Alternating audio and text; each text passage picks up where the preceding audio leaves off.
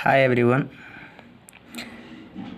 आज मैं आप लोगों को वॉइस बताने जा रहा हूँ जो कि बहुत सिंपल और सरल तरीके से आपको बता रहा हूँ। वॉइस मीन्स क्या होता है? वॉच। वॉइस मीन्स क्या होता है? वॉच। ये मेरा हो गया वॉइस। वॉइस मीन्स क्या होता है? वॉच। वॉइस कहते किसे हैं? अगर इसका डेफिनेशन की बात की जाए तो वॉइस सिंपल हम लोग जानते हैं कि voice is an part of making a statement, यानी कि वॉइस एक ऐसा कथन है जो कि मुख्य पार्ट से या स्टेटमेंट के रूप में प्रदर्शित करता है। तो इसको डेफिनेशन लिखना चाहेंगे तो बच्चे लिख लें। Voice is an art of making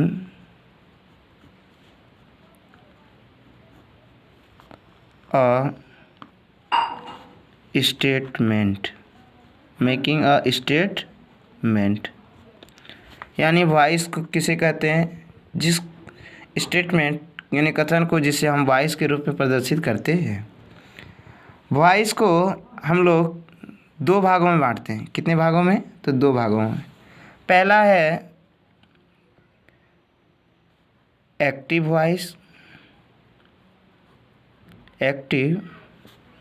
voice, और दूसरा है पैसिव वॉइस।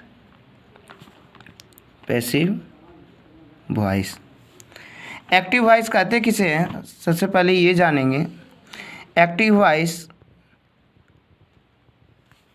जिसे हम यानी an action in the dominance of a subject is kept in active voice किसे कहते हैं? तो एक्टिव वॉइस देकर क्या करेंगे? डैश दे देंगे। एक्टिव वॉइस, इसका डेफिनेशन हम लिख सकते हैं। क्या लिखेंगे? कि एन एक्शन इन द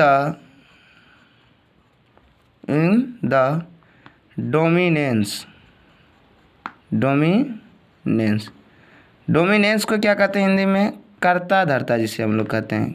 क्या कहते हैं? कर्ता धर्ता। Of a subject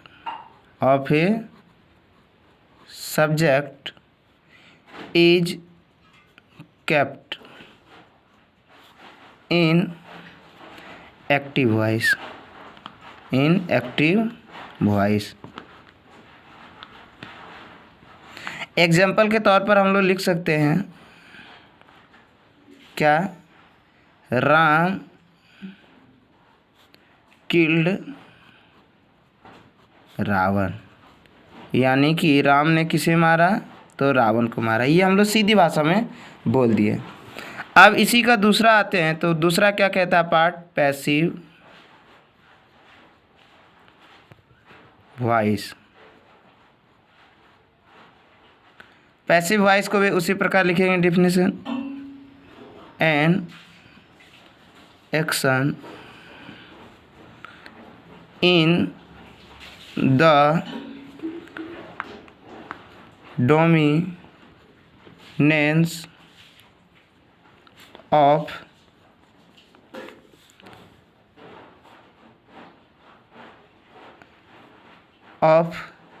N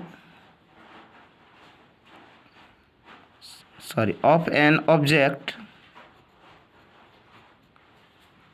is kept in passive voice।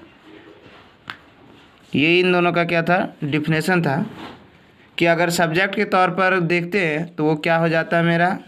Active, और ऑब्जेक्ट अगर आता है तो वो क्या हो जाता है मेरा? पैसिव।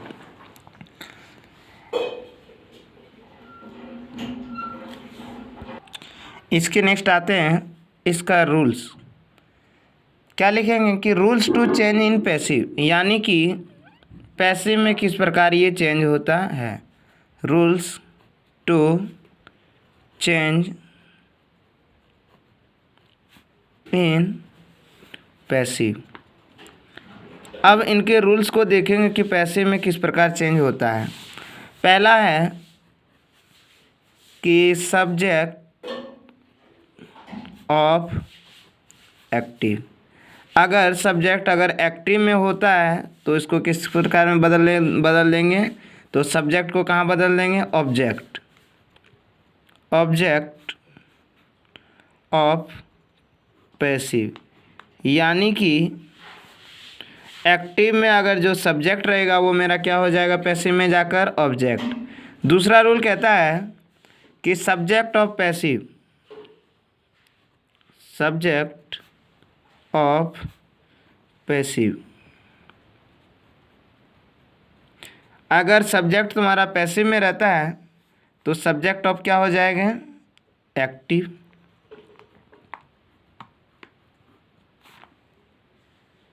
ऑफ एक्टिव, ठीक है। और दोनों में जब देखेंगे कि बी अर्थात was were is am are,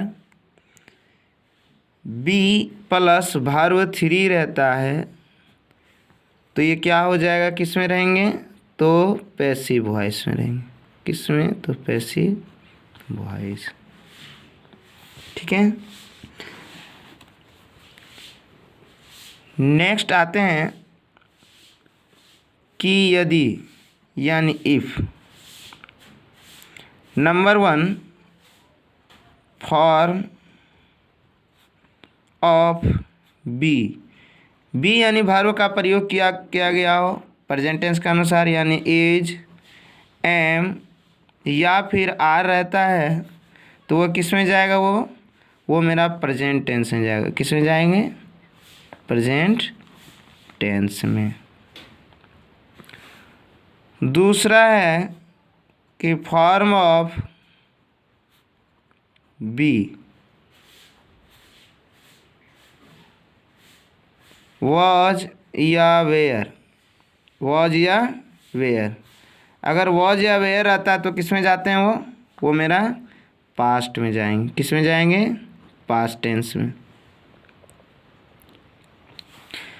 number 3 कि यदि फॉर्म ऑफ बी यानी कि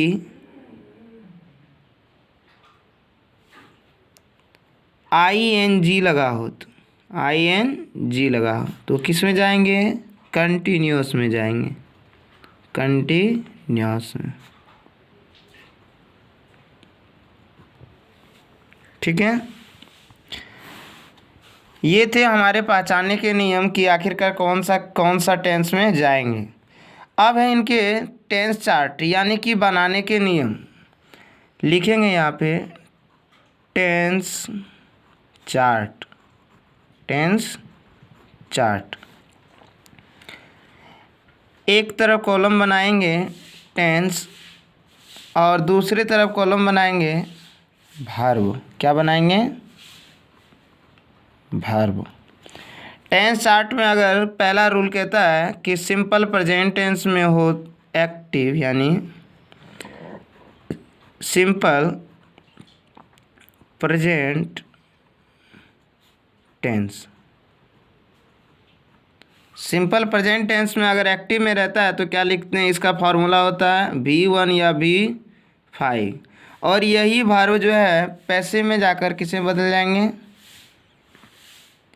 is oblique am oblique are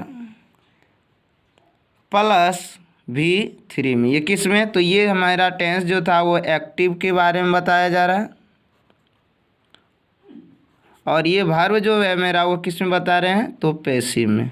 ये याद रखेंगे प्यारे बच्चों। नंबर दूसरा कहता है कि यदि सेंटेंस में, यानी कि सिंपल फ्यूचर, सिंपल फ्यूचर।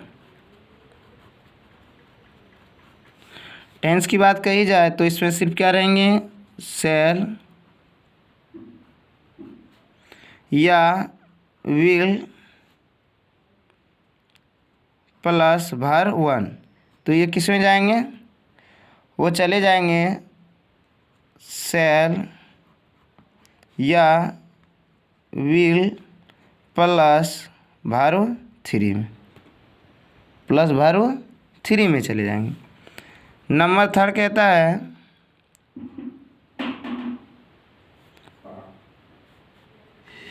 यदि मेरा सिंपल पास्ट रहे तो। इसमें क्या रहेंगे एक्टिव में, सिर्फ और सिर्फ वर्ब टू रहते हैं और ये किस में बदल जाएंगे, वाज या वेयर प्लस वर्ब थ्री में। ठीक है, ये शॉर्ट तरीके हैं जो कि आसानी से याद रख सकते हैं।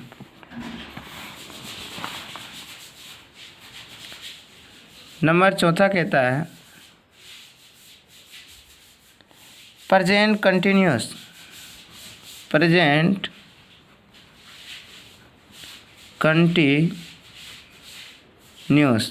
इसमें जब रहेंगे तो क्या लगेंगे, is am are plus verb four रहेंगे और ये किससे बदल जाएंगे, तो is am are plus being में और प्लस क्या हो जाएंगे इसके साथ, तो वर्ब थ्री। ये प्रेजेंट कंटिन्यूस। नंबर पाँचवा पॉइंट पे आते हैं। पाँचवा पॉइंट है कि पास्ट कंटिन्यूस रहता है तब क्या करेंगे, तो पास्ट कंटिन्यूस एक्टिव में रहेंगे तो क्या होंगे, वॉज या वेयर प्लस वर्ब फोर रहेंगे और ये इसमें जाकर क्या बदल जाएंगे, वॉज या वेयर प्लस बिंग जुटेगा और plus verb three. Number six में